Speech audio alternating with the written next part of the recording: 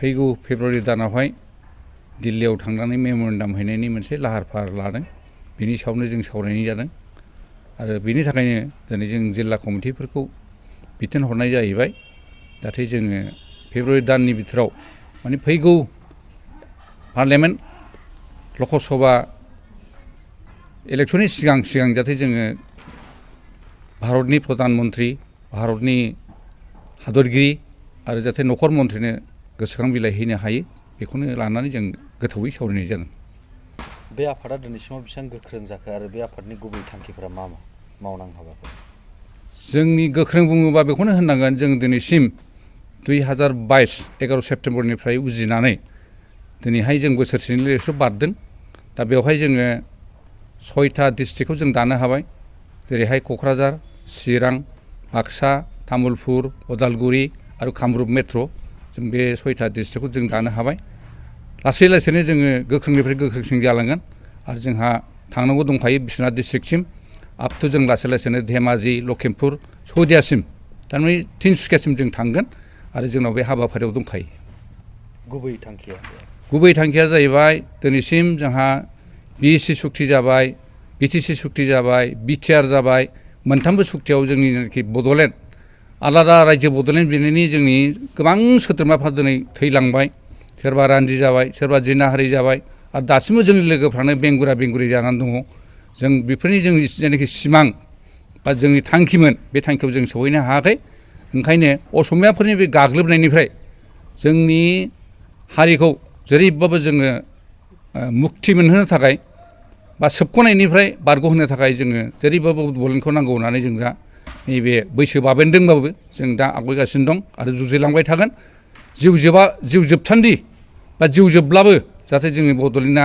मोगथाङाव जाफुंसारो बेनि थाखायनो जोंनि थांखिया बेवहायनो दाबो दंगासिनो दं। बर'फोरनि गेजेराव मोनथाम सुक्ति जाबाय बे सुक्तिया थोजासे नङा नामा बर'फोरनि थाखाय?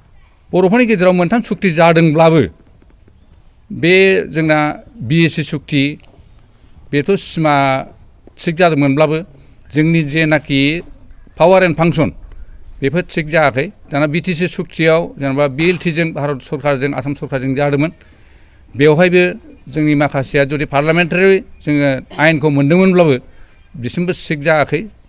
आरो दिनैसिम 6 सिडिउल होनबाय जेनेबा बिटिसि सुक्तियाव दाना बिटिआर सुक्ति जाखांनायनि उनाव जोंनि 6 सिडिउलनि जेनाखि पावार एन्ड फांसन बेखौबो दानि सरकारा जेनेबा लानानै थांफिनजोब्बाय 16टा डिपार्टमेन्टखौनो दा ओंखायनो जों सानदों बर'फोरखौ गासिबो मोसाहोबाय थानायल' जेखि सुक्ति जाया मानो माने बर'फोरनि सायाव सुक्तिनि सायाव सुक्तिल' जायो जोंनि आलादा रायजो बिनायनि जेनाखि मोनसे जोंनि थांखि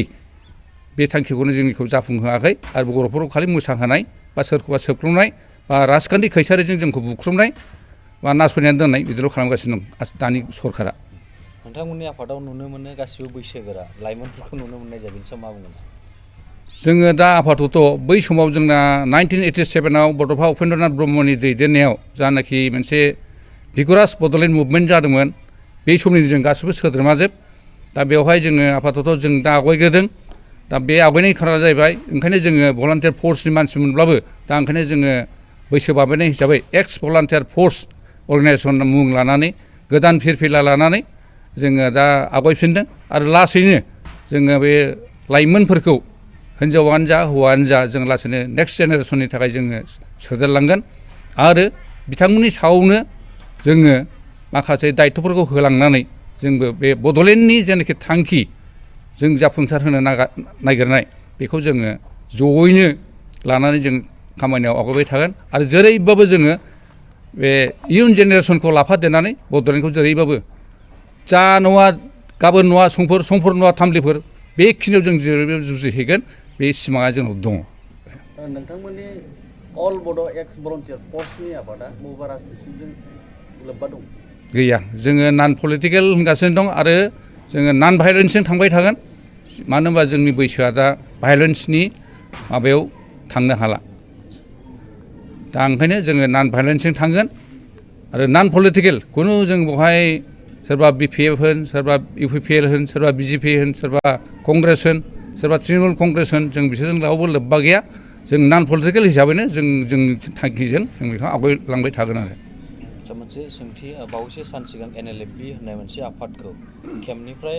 आसाम पुलिसा होखारदोंमोन बेनि सायाव नोंथाङा माबा बुंगोन नामा? NLFB होखारनायाव जोंबो दुखु मोनदों मानो होनबा बिथांमोनखौ थांनाय 6 थारिख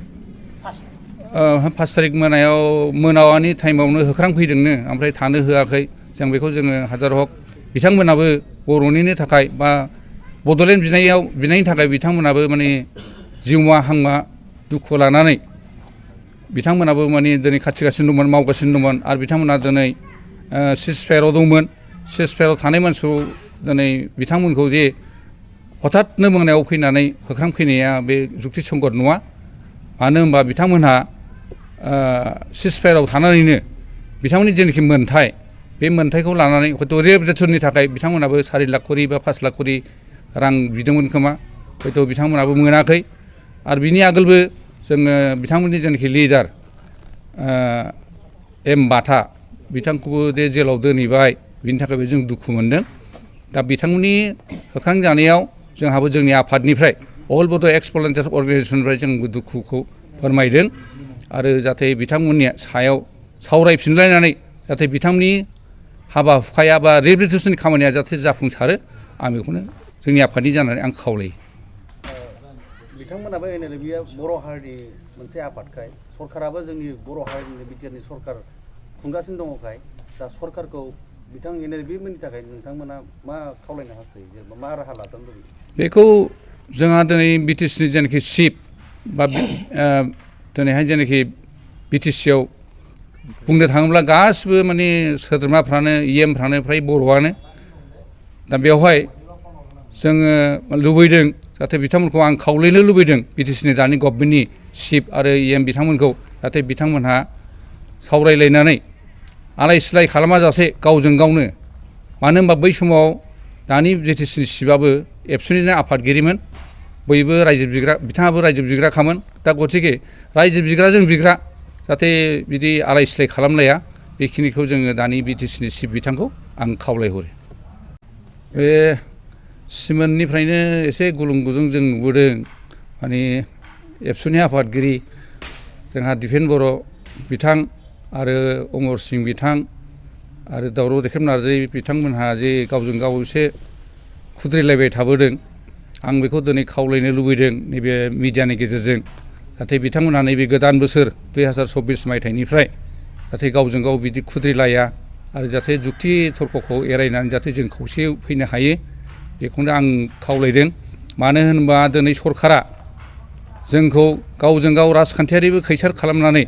बेबायदि उल्थां फाल्थां खालामबाय जेरैहाय आरो दिनैहाय जुदि जोंबो मिथिखागौ बिथां अमर सिं ब्रह्मआबो मिथिगौ दावराव देखेब नार्जारिआबो मिथिगौ बा बिथां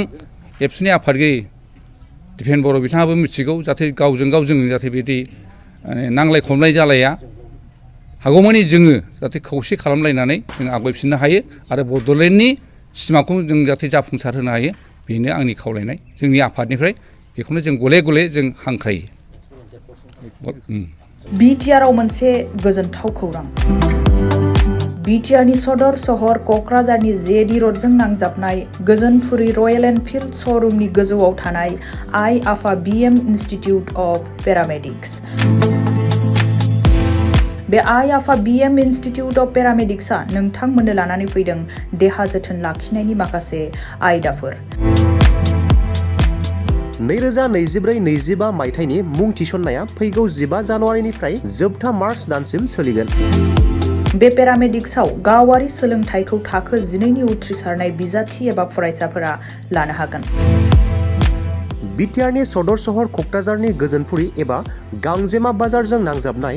आइ आफा BM इन्स्टिटिउट अफ पेरामेडिक्सआ नोंथांमोननि थाखाय गोदान मुं थिसननाय आयदाफोरा जादों medical laboratory technology, first aid patient care and assistant nursing, OT technician, ICU technician, radiology technician कर्सखौ 2 बोसोरनि गेजेरावनो आबुं खालामनानै BSS भारत सेवक समाज डिप्ल'माखौ लानो हागोन। लोगोसे गासैबो डिप्ल'माखौ लानायनि उनाव सोरखारि साख्रि मोननायनि सुबिदाबो दं। नोंथांमोनहा बेफोर कर्सनि थाखाय गोदानै मुं थिसननो गोसो दङब्ला आइ आफा BM इन्स्टिटिउट अफ पेरामेडिक्सनि नैबे मबाइल नाम्बार 9395899391 86383914746 आव थोंजों सुलाद लाहरनो हागोन।